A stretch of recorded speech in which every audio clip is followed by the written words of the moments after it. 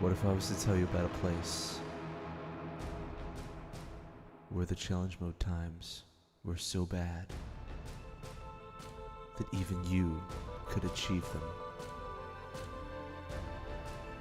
Would you venture to a world on the other side to take a chance at the good guys getting salty at you? Well, we did, and this is our story. Juice God! I bursted 820 count, so, you know. Oh god. Quarter condoms. Sorry, my brother's friends were throwing a fucking used condom over my fucking keyboard. Ketter Pounder. My mum brought home Macca's, the hype. Cade, the guy that says fuck up. Fuck. Oh. Fuck. Fuck. Fuck. No, like, seriously, I didn't see it. And how long did you last with that model, Dark Mac? 9 seconds. Oh yeah. Hey guys, what's up? It's Dark Mech here. Legion has been announced. Hellfire Citadel, the last raid, is out and people are starting to finish it up. So I figured there's going to be a bit of a renewed push towards CMs and getting them done. There's some new strats. We've learned a few new things with mirrored blades and grounding reflex. So I thought, fuck it, I'm going to make another guide up for people trying to finish it. I'm going to try and give you guys as many hints as I can, and I'm doing it on my DK. So Iron Docks, guys, this first pack where that moon is, you're going to run up to that wall, you're going to taunt. You're going to pull the 2 packs in front and the Battle Master. Mass grip 'em, Shamans, put your cap totems down, start rotating your stuns, your leg sweeps, your shockwaves, your frag belts, your binding shots. Whatever you've got, start throwing them out, and you just want to go absolutely big dick. And you can see Cade and Juice rocking shit there. This pack needs to die fairly quick. A couple of mobs to watch out for. The Battle Master, he will bro storm and he can't be stunned. The incinerators will put a dot on people. You can dispel it if you got a free GCD. The Deadeyes will snare you. The foot soldiers cast a demo shout, which you can interrupt. And the technicians put those pools of black shit on the ground, and you don't want to stand in them or you get stunned. So once they're nearly down or they're down, go and pull the next 3, which is going to have this named mob in it, Druna. Now I thought I gripped the one on the outside in, and I clearly must have clicked off it too quickly and failed there. But clump them up and get them down as quick as possible. Shouldn't have any trouble on this pack. You want to focus on Druna and cleave off her. The biggest thing to watch out for are the burning arrows, which you can see them coming down from the sky. So pretty much just keep moving. There's that incendiary slug as well, which is that dot. So just get them down as quick as you can. And then what we're going to do is the group's going to stay here. Tanks, you're going to pre-pot, and we're going to go and pull 2 packs. We're not going to pull that Gron in the corner. We're going to mount up. We're going to run around here. We're going to pull this pack here. Then we're going to go over and grab this next one. Drop your defile and mass grip in again. Make sure you pre-pot it, as I said with this, guys. If you're the tank, make sure you pre-pot before you go on your run. Get them all in. Again, through your stun rotations, your cap totems, your leg sweeps, your binding shot, your vortexes, typhoons. You guys know all the drill. Throw your stuns out, get your rotations down, and get them down. Now, tanks, if you need to, you can kite. It's a really big room, this first room in Iron Docks, so you've got plenty of room if you need to give your healer a break just to catch up on you. So once they're down, you can see the Siege Master padding there. We don't want to pull the Siege Master, so he's in perfect position. Mount up, get this pack on the left, and you're going to run around to this cannon sort of thing here. You just want to pull them all over here. Now the mob of interest in this pack is the Pit Warden. Similar to the Blade Master, guys, can't be stunned, will do a bro storm. You can see the technicians are still putting that pool of shit down. There's the cap totem. Again, so you're just always making the most of your stuns. We pre-potted before we went into this as well. Pre-pots are huge, guys. In the first ones we did, we probably didn't, in the first guides I probably didn't pre-pot nearly enough, and I still fuck up in these ones where you just forget to do it and things like that sometimes, but it's just a massive amount of DPS that you're missing out on by not doing it, and especially if you are struggling to make your gold timers. So in this one, cleave off the Pit Warden. Again, if you need to kite, make sure you do it. And now we're just going to wait. We're just waiting for Ketter's pre-pot on this one. And we're on to the first boss, which is Fleshrender, Nutgut, and Dreadfang. So this boss, guys, you're going to want to pre-pot. You're going to want to use your first heroism, and you're just going to go big dick again. Focus Dreadfang until he's dead. Even when Fleshrender jumps off, make sure that you focus Dreadfang down. Dreadfang, if he gets the chance, will fixate on someone. It's called Savage Maul. It does like damage for 6 seconds or something, but realistically, you should be dropping him fairly quickly. When Fleshrender's off, switch to him once Dreadfang's down and smack him on down. Biggest thing to watch out for, again, burning arrows. Have your shaman drop a grounding totem. You can see it's up there, and you can see that he is just melting, and he's dead now. So we killed that boss fairly quickly. Next step, mount up, get all the hots off yourself, tanks, and you are going to go and collect these 3 grons. So here's 1, 2, and you can see the other one padding down there. And we're going to get someone to jump in the first Iron Star and roll it over the top. Now you do not need to tag these ones. I was just doing this just to bring them over. Get someone in the star and roll it. Coheed was a bit of a nub and attacked, but he had to die anyway, so we'll just say that he was doing that quickly. Get the middle Iron Star, the one going off there, and clear out the pat. Then what's going to happen is we're going to do the biggest time saver in Iron Docks. Now tanks this, it works as a DK quite easily, full health, bone shield, and you'll be fine. I don't know if it works on other classes, I haven't tried it. I would imagine on a monk with clever use of your statue, Dizzying Haze and Tiger's Lust, you would be fine, but I don't know that. But I am going to show you how to do it on a DK, and what we're going to do is we're going to pull the whole gauntlet back to our last remaining star. Now a big shout out to Versus here, because I had a chat with Versus about how to do this. I had done this before, and he was really awesome and sort of talked me through it, so massive thank you to Versus. But what we're going to do, guys, is as you can see, run up here, pop army as it's casting, get on your mount and start running. And this isn't actually that hard. Like it might sound hard, or you might be watching this and think that looks easy, or you may have done it and it is easy, but you just want to run up, wheel around. You've got to be a little bit lucky with the cannon fire. Just watch that. I copped 2 shots on the way up. And you just want to run back, and you obviously want to steer clear of some of the mobs. You want to avoid taking hits. You can see I do take quite a bit of damage. I'm on 1 charge left of bone shield at the moment and 30% HP, but you want to get all these guys and bring them all back to our star. Now the most important part, of course, is tagging all these fuckers, because if you don't tag them and you bring them all back, you've just wasted all of your time. So bring them back, drop your defiles. If you're a monk with your Dizzying Haze, your hunters can MD them and shoot them as well. We've got our shaman dropping a magma totem there as well, but they're running over my defile, chains of ice, all that kind of stuff. And what you want to do is you just want to bring them all the way back, and then when you get to about here, you want to start screaming at somebody to get in the fucking star and shoot it. Shoot it, shoot it, shoot it. There we go.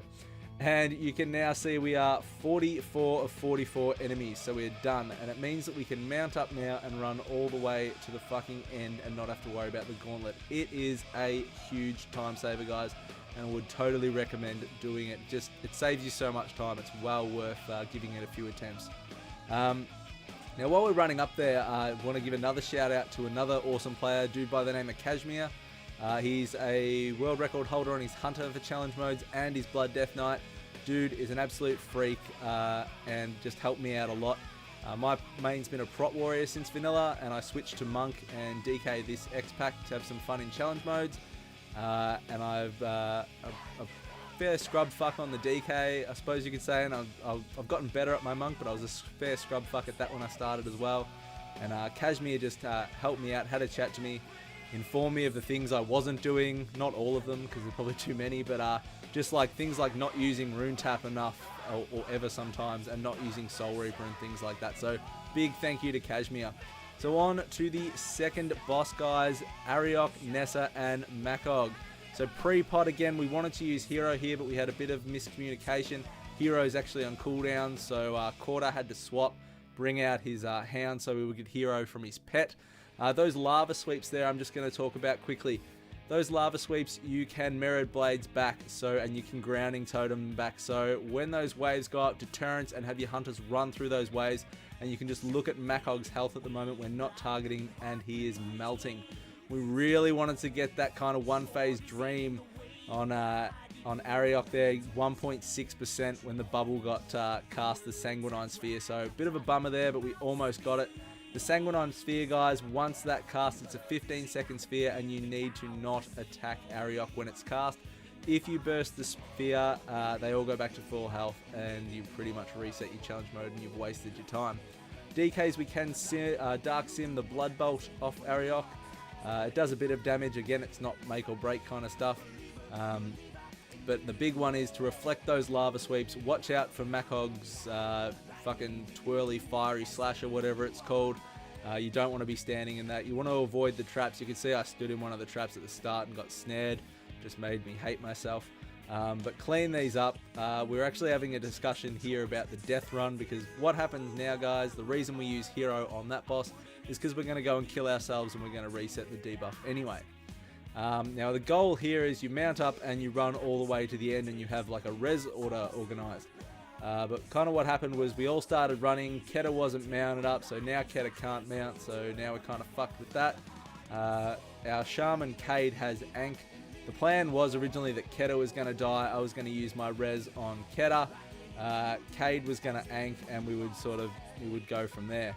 Unfortunately, it didn't sort of work out that way, and we all end up dying, and then Coheed has to start resing. So if you can work this out, you can save a lot of time from not fucking around here. I'm kind of screaming here for Keta to die, so I can use my res, and I end up dying, and Keta's still not dead. And now people sort of start to die. Now, if you don't have the brunt of aggro, you can shadow meld this as well.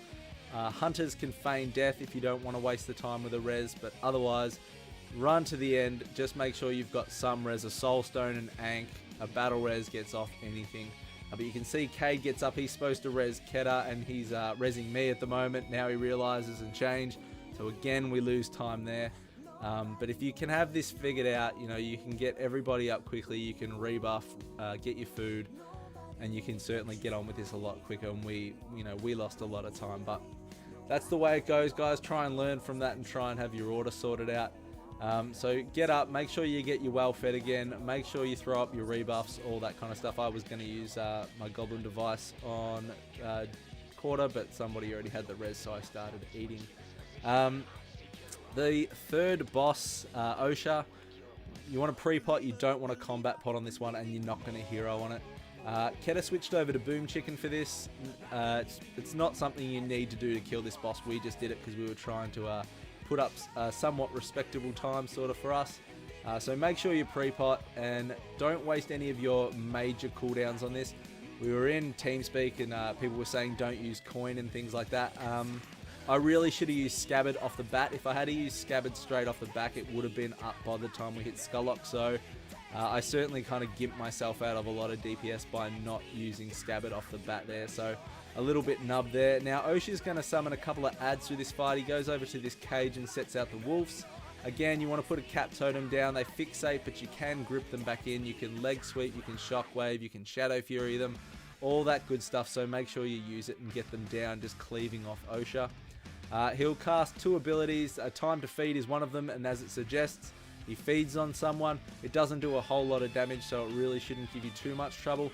The other ability is rending slashes, and you just don't want to stand in front of him when he's doing his little run slashing in the air. Now, and there it is there. Now the next ad that he is going to bring out of the cage is a Rylak. Now with the Rylak, guys, you do not want to waste time DPSing it. It'll just spit poisonous shit on the ground. You want to hex it, blind it, use paralysis, anything you can do. You can see we've just got a hex on it now. You don't want to waste time DPSing it, you just want to stay on Osha. So whatever you can do to lock it down, do it. When Osha's nearly dead, start carting him towards this side where we're going to run up onto the boat for Skulloc. And again, so we're going to we have our pre-pot up because we didn't combat pot through that, and we've got hero on Skulloc. Now guys, this is where things can go wrong if you become a fucktard. These boxes on the side, make sure you use them to line of sight the cannon barrage. There's nothing worse than getting to here and wiping. It would just be horrible, so make sure you use those boxes on the side. So again, buff up, pre-pot, and go big dick. Now you're going to focus on Skulloc and cleave off to Koromar. Do not focus Koromar, focus Skulloc and just cleave off him. Reason being is once Skulloc dies, this boss just this fight I should say, sorry, is just over. We really wanted to one phase it, and we were going quite well. We nearly get there. He does cannon barrage at about 6%, and Coheed unfortunately just had a really shit attempt. You can see his DPS is absolutely poo here, and that is really unfortunate because we probably would have nearly got it if Coheed had been pulling better numbers, but that happens in recording. Sometimes you have shit goes. So you can see the cannon barrage casting here. The hunters are running up. They got double disengaged and they're going to get to the end, but the rest of us, unlike Coheed, I don't know what the fuck he was thinking there, running into cannon fire as well, dying. The hunters run up, they tag it, and after the first barrage ends, you run up and you get him back off the hunters. It's really not that hard, guys. You just have to make sure you're using the boxes. If your hunters, as I said, they can run up with the double deterrence and they can get it. But otherwise, if you have to wait for 2 cannon barrages, just wait for 2 cannon barrages. It's not worth dying here. Zagosh, when he comes out, he does nothing. He just melts. And Koromar, sorry, not pronouncing that very well. He'll just sort of hop around. He'll do his little fucking reckless leap or whatever it's called. And he won't really do too much else. So that is it, guys. That is Iron Docks. With a few new tricks and how to pull the whole gauntlet. As I said, guys, it's a massive time saver, so please do give it a couple of attempts if you are struggling in here. Otherwise, you can just pull the first pack of the gauntlet back to the start if you're having trouble with doing it all. I suppose I just want to jump in at the end of this video and say, you know, it's we've been copping a bit of shit from a couple of the top ranked world players from coming over to Galley and doing this. One in particular is I don't know what his problem is. He's got a fair hard on for me, and he's a fair twat biscuit about it. But we kind of make no secret about it. You know, we're just having some fun. I'm just trying to help people out with these videos. And you know, I think the intro kind of says it all, that we're having a bit of fun at our own expense. The video's not titled Realm Best DK Motherfucker Suck My Dick Yo. So you know, it's great, as I gave those shout outs through the video. It's great to see those awesome players helping out, and that's really what the challenge mode community should be. It shouldn't be assholes trying to put other people down. So thank you very much for watching the video, guys. As always, you have any questions, hit me up and I'll be more than happy to try and help you out to the best of my ability. And until next time, guys, thanks very much for watching, and I'll see you later. It's out.